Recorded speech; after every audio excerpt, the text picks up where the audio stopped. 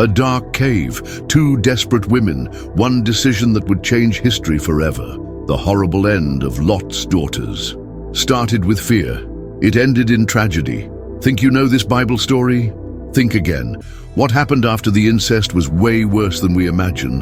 Entire nations were born from that night. Wars that lasted for centuries, blood spilled for generations. But there's something preachers don't talk about.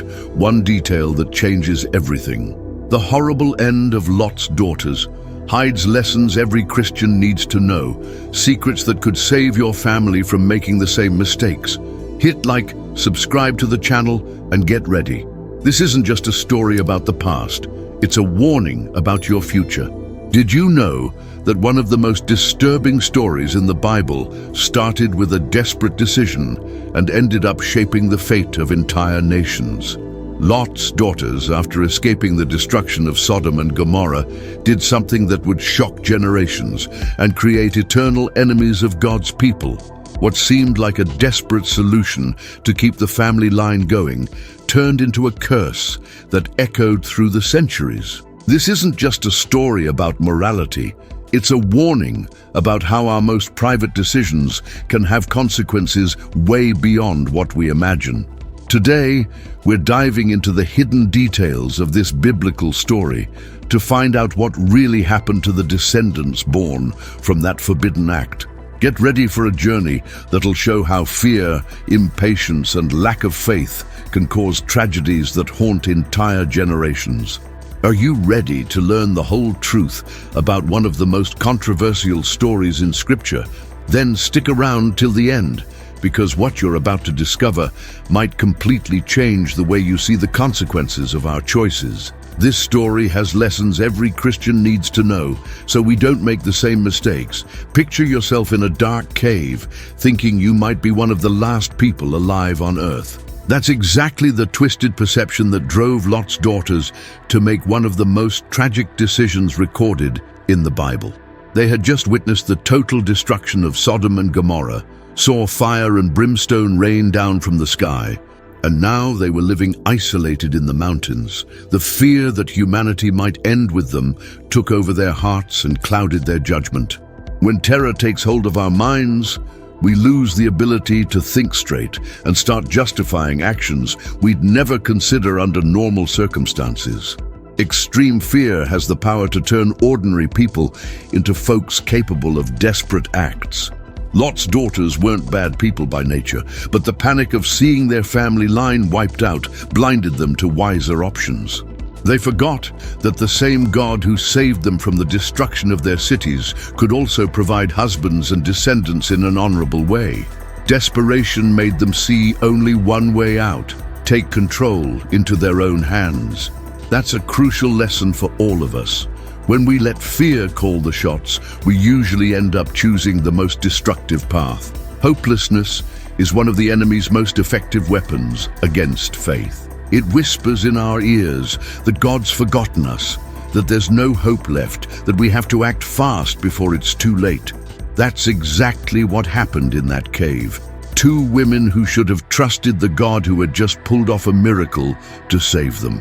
Instead of waiting and praying, they came up with a plan that went against every moral principle they knew.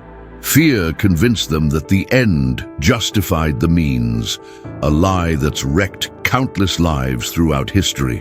When we look at this story, we see how easy it is to rationalize sin in a crisis. Lot's daughters probably convinced themselves they were doing something noble, saving humanity through their father. They turned an act of incest into a mission to keep the human race going. That's the sneaky nature of fear.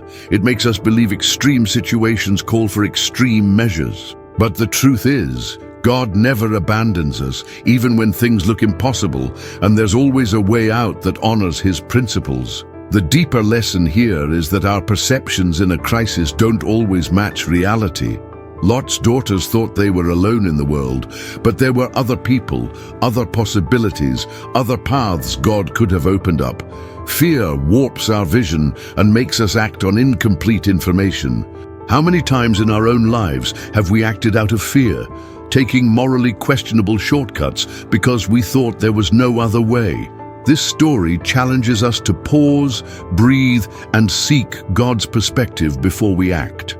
But you might be wondering, if fear can push us towards such destruction, how can we tell when we're about to make a desperate decision? The answer might surprise you. Impatience is one of the most dangerous traits in human nature, especially when it's mixed with a lack of faith. Lot's daughters had just witnessed one of the greatest rescue miracles in the Bible. They were literally pulled out of a doomed city by God's angels, and yet within days or weeks, they were already doubting God's ability to provide for their future needs. This is a tragedy that keeps repeating itself. We experience God's power in one area of our lives, but when a new challenge pops up, we act like He's never done anything for us. Having a short spiritual memory is one of the biggest roadblocks to mature faith. What makes this situation even more tragic is the timing. They didn't even wait to see if God would bring a natural solution to their problem. They didn't explore other regions, didn't look for other surviving families, didn't pray for divine direction. Their rush to fix the problem showed a deep distrust in God's character. They acted like the creator of the universe wasn't able to find suitable husbands for them or multiply humanity in some other way. That's the heart of unbelief, acting like we're wiser than God and more capable of solving our own problems. The Bible is packed with stories that totally contrast with Lot's daughter's attitude. Sarah laughed when God promised her a child in her old age, but even in her disbelief, she didn't take drastic measures to help God, even though she did suggest Hagar as an alternative. Abraham waited 25 years for the promise of Isaac. Moses spent 40 years in the desert before being called to free Israel. Joseph waited years in prison before being lifted up. The biblical pattern is clear. God works on His own timeline, and our rush often gets in the way of His perfect plans. Impatience is a form of pride that says, "I know better than God when and how things should happen." What's even more striking in this story is how they completely ignored God's sovereignty. The same God who promised Abraham descendants as numerous as the stars was more than able to fulfill that promise in a way that honored His holiness. But impatience blinded them to this basic truth. They took it upon themselves to keep the human race going, as if humanity's fate depended solely on their actions. That's the subtle arrogance of unbelief, putting ourselves in God's place as the ultimate problem solver. And when we do that, we always end up creating more problems than we solve. Trusting God isn't just about faith, it's about practical wisdom. When we trust in God's timing, we avoid the disastrous consequences of rushing. When we wait for God's direction, He leads us to solutions that not only fix the immediate problem, but also honor His principles and bring lasting blessings. Lot's daughters missed out on this because they chose speed over wisdom, action over prayer, control over trust. Their impatient decisions created problems that would last for centuries and affect millions of people. But the consequences of their impatience went way beyond what they could have imagined. What was born out of that night of rash decisions would become a source of conflict that would haunt God's people for generations. Are you ready to find out just how far this tragedy really reached? One of the sobering truths in the Bible is that our choices never affect just ourselves. What Lot's daughters did in that dark cave led to the birth of two entire nations, the Moabites and the Ammonites, people who would become a constant thorn in Israel's side. When Moab was born, from the older daughter's relationship with Lot, and Ben-Ami, the father of the Ammonites, was born from the younger, they carried in their spiritual DNA the mark of rebellion and immorality. These weren't just innocent kids. They were the result of a decision that broke God's order, and that violation showed up in the culture and character of their descendants. Sin has a reproductive nature. It creates more sin, multiplies, and spreads like a spiritual virus. Israel's later history is full of conflicts with these two nations. The Moabites lured the Israelites into idolatry and sexual immorality at Baal Peor, causing a plague that killed 24,000 people. The Ammonites worshipped Molech, a demonic god who demanded child sacrifices, and they constantly attacked and oppressed God's people. It's no coincidence that people born from an act of incest became experts in sexual corruption and violence. The original sin of Lot's daughters showed up in an even bigger way in their descendants, proving that the moral choices of one generation can shape the spiritual destiny of millions. That's a responsibility that should make each of us tremble when we make decisions. What makes this even more tragic is that God had set specific laws about these nations. Deuteronomy 23:3 says, "No Ammonite or Moabite may enter the assembly of the Lord. Even to the 10th generation, none of their descendants may enter the assembly of the Lord forever." This wasn't some random rejection. It was divine protection against the corrupting influence these nations represented. God knew that people born out of immorality would tend to keep those patterns going. The exclusion wasn't cruelty, it was preventive wisdom. He was protecting his holy people from the ongoing consequences of a choice made in a cave generations earlier.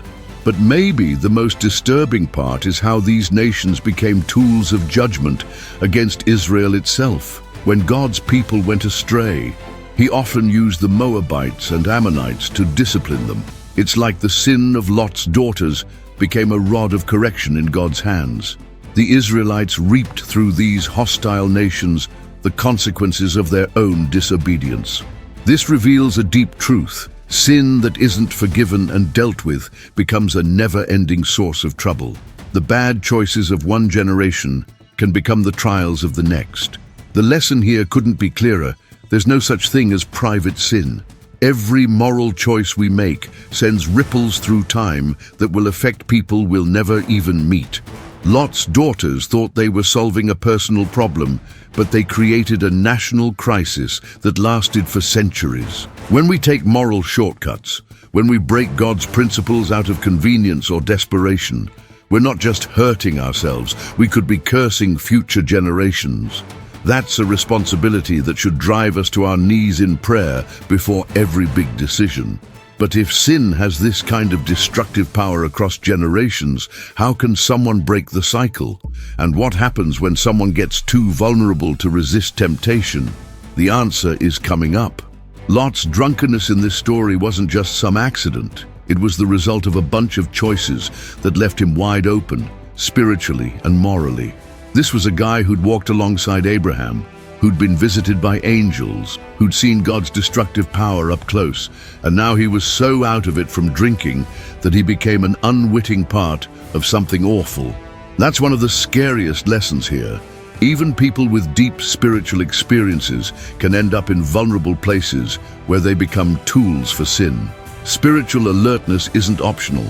It's a matter of moral survival. What makes Lot's situation even more tragic is that his drunkenness wasn't about partying or celebrating. It was about running from reality. He'd lost his wife, who turned into a pillar of salt for looking back. He'd lost his home, his stuff, his social standing in Sodom. Now he was living in a cave with his 2 daughters, staring down an uncertain future. Alcohol became his escape, his way to numb the pain and anxiety. But when we use substances or behaviors to run from our problems, we just end up creating even bigger ones. Lot's drunkenness didn't solve any of his issues. It just left him unable to protect his own dignity or his daughters. The Bible is super clear about the dangers of drunkenness.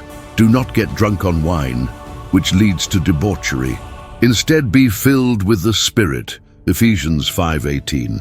That's not some random rule. It's God's way of protecting us. When we lose control of our minds, we become easy targets for temptations we'd normally resist. Sober Lot would never have gone along with his daughter's plan, but drunk, he became an unconscious pawn in their scheme. That's the sneaky nature of any addiction. It doesn't just hurt us directly, it makes us vulnerable to other sins we'd never commit if we were in our right mind. Lot's lack of vigilance also showed up in his total cluelessness about his daughter's intentions. An alert dad would have noticed something off about their behavior, would have wondered why they were so insistent on getting him drunk, would have picked up on the signs that something wasn't right. But his emotional pain and his escape into alcohol blinded him to the dangers around him. That's a huge lesson for all of us. When we're not spiritually awake, we lose the ability to spot the traps being set for us.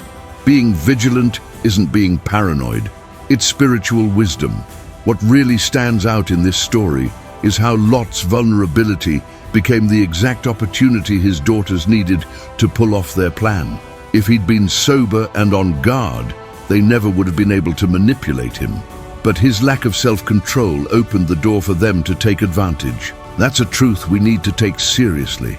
Our weak spots and lack of vigilance don't just affect us, they can be used by others for destructive purposes. When we don't guard our hearts and minds, we're not just putting ourselves at risk, we're also making ourselves potential tools for someone else's sin. But is there hope for people who've already fallen into vulnerability? Are the consequences of sin always set in stone? The answer shows up in a surprising story that rises right out of the ashes of this tragedy. Right in the middle of one of the darkest stories in the Bible, we see one of the most beautiful displays of God's redeeming grace. Centuries after that shameful act in the cave, a young Moabite woman named Ruth would make a decision that completely changed the fate of her cursed bloodline. When she told her mother-in-law Naomi, "Your people will be my people, and your God will be my God," she was breaking a generational curse that had lasted for hundreds of years. Ruth didn't just convert to the God of Israel, she became an instrument of divine redemption, proving that no background is too stained to be cleansed by grace. That's the extraordinary nature of God. He can bring beauty from ashes, hope from despair, and purpose from the deepest tragedies. Ruth's story gets even more incredible when you look at her family tree. She was a direct descendant of Moab, the son born from Lot's incest with his oldest daughter. By all rights, she should have carried the mark of permanent exclusion set in Deuteronomy 23:3. But her genuine faith and unwavering loyalty broke through the barriers that sin had built. When she chose to follow the God of Israel, she wasn't just changing religions, she was rewriting her family's destiny. God honored her faith so much that she became King David's great-grandmother, and through him, part of the messianic line that would lead to Jesus Christ. An outcast Moabite became part of the Savior's family tree. This transformation reveals a deep truth about the nature of divine redemption. God doesn't just forgive sin, he turns it into a tool for his glory. What should have been a never-ending source of shame became a showcase for the power of grace to transform. Ruth didn't hide her Moabite roots. She transcended them through faith. Her story proves that our past doesn't have to dictate our future, our origins don't define our destiny, and God's grace is bigger than any generational curse. That's hope for anyone carrying the weight of a messy family history. Ruth's inclusion in Jesus' genealogy, Matthew 1:5, wasn't an accident or some reluctant exception. It was a bold statement that God's salvation is available to everyone, no matter where you come from or what your past looks like. When God put a Moabite woman in the Messiah's family line, he was declaring that his grace is stronger than any curse, his love is bigger than any rejection, and his redemption can reach even those who seem permanently left out. That's the heart of the gospel. No matter how far you've fallen, no matter how stained your story is, God's grace can reach you and transform you. The most powerful lesson here is that redemption doesn't just erase the past, it repurposes it for something divine. Ruth didn't become important in spite of being a Moabite, but because God chose to use a Moabite to show off his grace. Her problematic background became part of the beauty of her story. In the same way, God can use our failures, our complicated backgrounds, our messy pasts as instruments to show his redeeming power. What the enemy meant for evil, God can flip for good. That's the hope shining through the darkness of Lot's daughter's story. Even the worst sins can be redeemed when they meet God's transforming grace. But how do we actually put these deep lessons into practice? How can we avoid the traps that destroyed a family and sparked centuries of conflict? The final answer might just change the way you face every crisis in your life. The story of Lot's daughters teaches us one of the most practical and urgent lessons for our spiritual lives: the importance of hitting pause before acting in a crisis. If they had just taken a few days to reflect, pray, and seek God's direction, the whole tragedy could have been avoided. But rushing, fueled by fear and hopelessness, pushed them into an irreversible decision that ended up affecting millions of lives. This is the first rule of spiritual wisdom. When you feel pressured to act fast, especially with moral decisions, you should do the exact opposite. Stop, breathe, and look for God's perspective. Urgency rarely comes from God. It's usually a trick from the enemy to get us to make snap decisions we'll regret forever. Prayer should have been Lot's daughters' first move, not their last resort. They had just witnessed one of the greatest rescue miracles in the Bible, but forgot to ask the God who saved them what to do next. This is a dangerous human tendency. We run to God in extreme crises, but as soon as the immediate danger passes, we go right back to trusting our own wisdom. Prayer isn't just for emergencies. It's how we line up our will with God's and get the wisdom we need for big decisions. If they had honestly prayed, God would have shown them options that honored His principles and still took care of their real concerns. Trusting God gets especially tough when we can't see a clear way out. Lot's daughters looked around and saw nothing but a cave, a widowed dad, and a future that looked hopeless. But real faith looks past what's right in front of us and trusts God's unchanging character. They should have remembered that the same God who made Eve for Adam, who gave Sarah to Abraham, who grew the families of the patriarchs, could also provide husbands and children for them in an honorable way. Trust isn't being blind. It's a conscious choice to believe God is true to His promises, even when we have no clue how He'll pull it off. When we're up against impossible situations, we have to resist the urge to help God by using sketchy methods. Sarah tried to help God by giving Hagar to Abraham, and that kicked off family drama that lasted for generations. Lot's daughters tried to help God by keeping humanity going through incest, and that led to enemy nations that tormented Israel for centuries. The lesson is clear. God's methods matter just as much as His goals. He cares not just about what we do, but how we do it. When we use the wrong means to get to a supposedly good end, we always end up with bitter consequences.